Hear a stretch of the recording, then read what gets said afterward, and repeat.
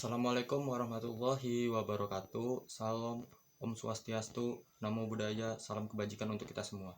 Perkenalkan, nama saya Muhammad Kurniawan Dwi Septian. NIM saya 19030560003.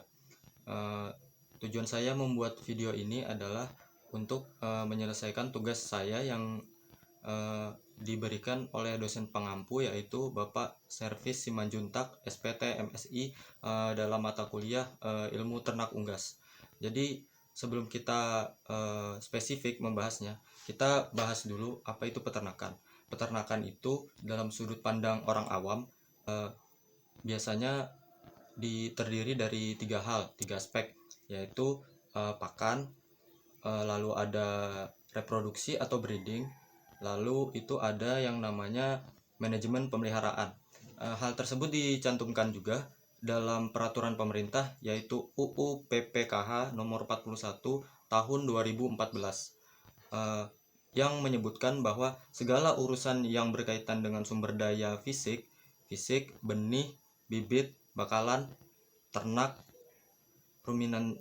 ruminansia indukan, pakan, alat mesin yang menunjang peternakan, budidaya ternak, habis itu ada panen, pasca panen, pengolahan, pemasaran, pembiayaan, terus pengusahaan, serta sarana dan prasarana itu adalah dalam peternakan itu adalah peternakan sendiri.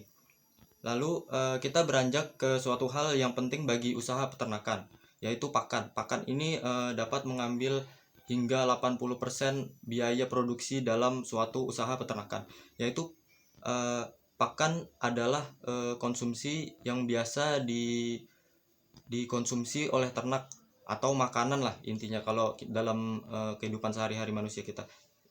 Namun dalam ternak itu disebut dengan pakan. Pakan sendiri itu dibedakan menjadi dua, yaitu pakan konvensional dan pakan inkonvensional. Pertama kita bahas dulu nih pakan konvensional.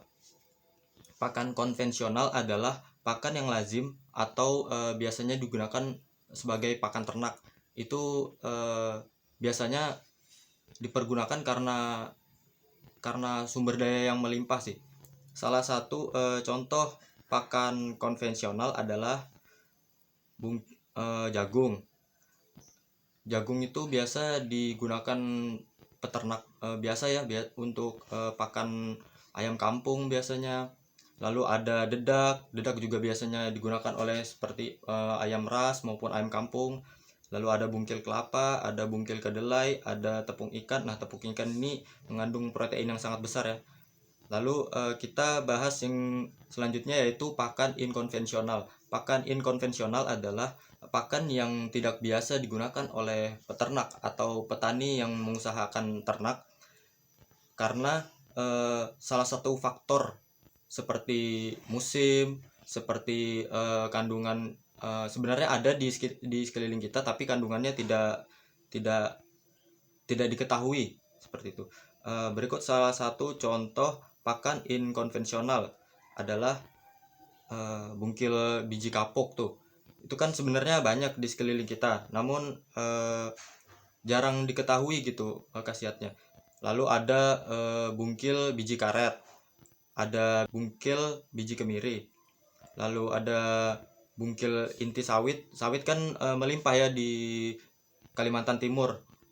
Lalu ada kacang gude, ada limbah restoran seperti bekas sayur-sayuran, itu kan biasanya digunakan sebagai pakan itik.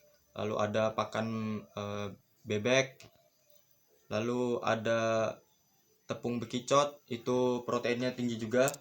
Ada tepung cacing tanah, lalu ada tepung daun lamtoro dan lain-lain.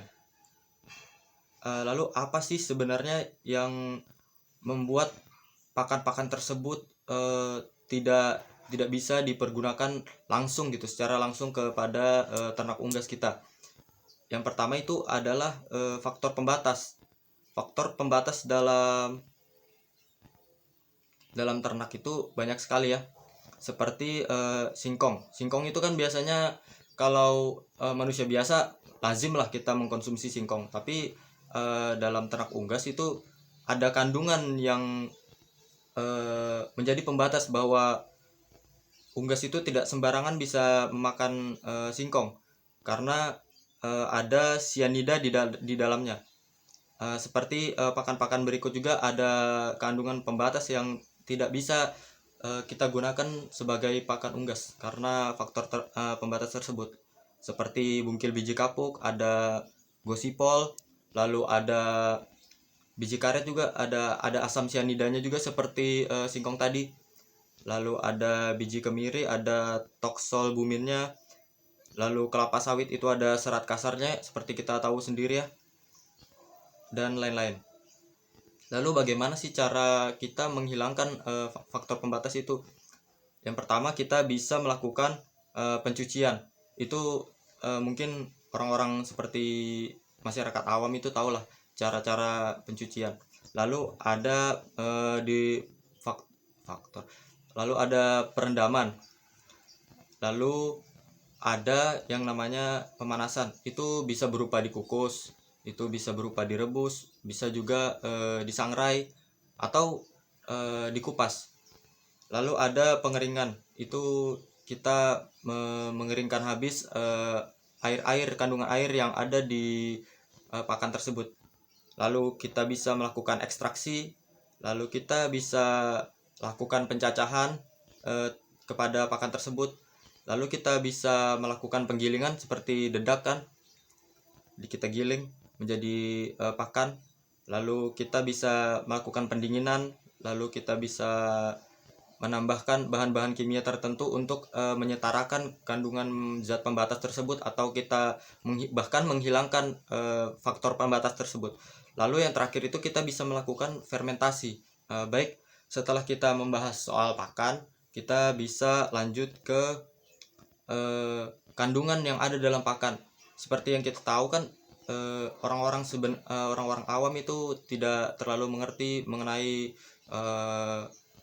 zat yang terkandung dalam pakan.